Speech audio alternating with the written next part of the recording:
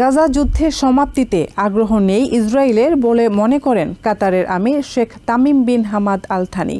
সোমবার জরুরি আরব ইসলামিক সম্মেলনে তিনি বলেন, যুদ্ধবিরতির আলোচনা ব্যর্থ করতেই দোহায় কাপুরুষের মতো হামলা চালিয়েছে তেল আভিভ। সেই সাথে আরব অঞ্চলের ইসরায়েলের সম্প্রসারণবাদী দৃষ্টিভঙ্গিতে সতর্ক বার্তা দিয়েছেন আমির। সম্মেলনে ইজিপ্টের president Abdel Fattah Al Sisi বলেন, ইসরায়েলি হামলায় মধ্যপ্রাচ্যে শান্তির সম্ভাবনা বিনষ্ট হতে চলেছে। ওদিকে দোহায় সমাপনী সংবাদ সম্মেলনে উপসাগরীয় দেশগুলো এক যৌথ বিবৃতিতে কাতারের প্রতি সংহতি জানিয়েছে। একই সাথে ওই অঞ্চলে শান্তি প্রতিষ্ঠায় ইসরায়েলের উপর চাপ প্রয়োগে আমেরিকার প্রতি আহ্বান জানিয়েছে। গত সপ্তাহে আমেরিকার একটি শান্তি প্রস্তাবে আলোচনার উদ্দেশ্যে কাতারের দোহায় গিয়েছিল হামাসের মধ্যস্থতাকারী দলের সদস্যরা। গোটা বিশ্বকে অবাক করে দিয়ে 7ই সেপ্টেম্বর দোহার এমন একটি ভবনে হামলা চালায় ইসরায়েলি ডিফেন্স ফোর্সেস, যেখানে সশস্ত্র সংগঠনটির নিরাপত্তায় নিয়োজিত 5 সদস্য নিহত হলেও অল্পের জন্য বেঁচে যায় হামাসের শীর্ষ নেতৃবৃন্দ। যুদ্ধবিরতির আলোচনায় নিযুক্ত যে কাউকে হত্যা চেষ্টা আন্তর্জাতিক আইনে দণ্ডনীয় অপরাধ। প্রেসিডেন্ট ডোনাল্ড ট্রাম্পও বিষয়টি ভালো চোখে দেখেননি, তিনিও এর নিন্দা জানিয়েছেন। তবে সোমবার জেরুজালেমে ইসরায়েলি প্রধানমন্ত্রী বেঞ্জামিন নেতানিয়াহুর সাথে বৈঠক শেষে সংবাদ সম্মেলনে সেক্রেটারি অফ স্টেট মার্কো রুবিওর কথা শুনে মনেই হয়নি দোহার হামলাকে খুব একটা গুরুত্ব দিয়ে দেখছে ওয়াশিংটন।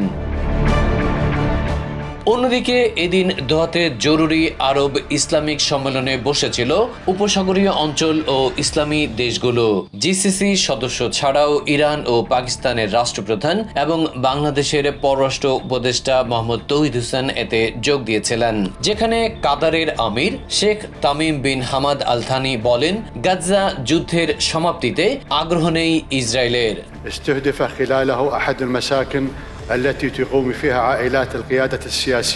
তিনি বলেন, যুদ্ধবিরতির আলোচনা ব্যর্থ করতেই দোহায় কাপুরুষের মতো হামলা চালিয়েছিল তেল আভিভ। সেই সাথে আরব অঞ্চলে ইসরায়েলের সম্প্রসারণবাদী দৃষ্টিভঙ্গিতে সতর্ক বার্তা দিয়েছেন আমির। বলেছেন, যে কোনো আগ্রাসন মোকাবেলায় প্রস্তুত তার দেশ।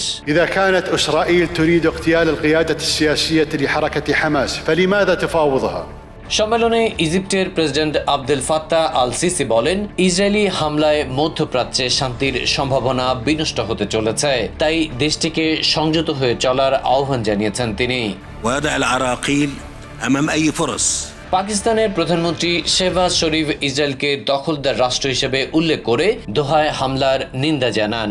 আর পররাষ্ট্র উপদেষ্টা মোহাম্মদ তৌহিদ বলেন, বাংলাদেশ প্যালেস্টাইনের স্বাধীনতায় সবসময় সমর্থন দিয়ে এসেছে এবং তা অব্যাহত থাকবে।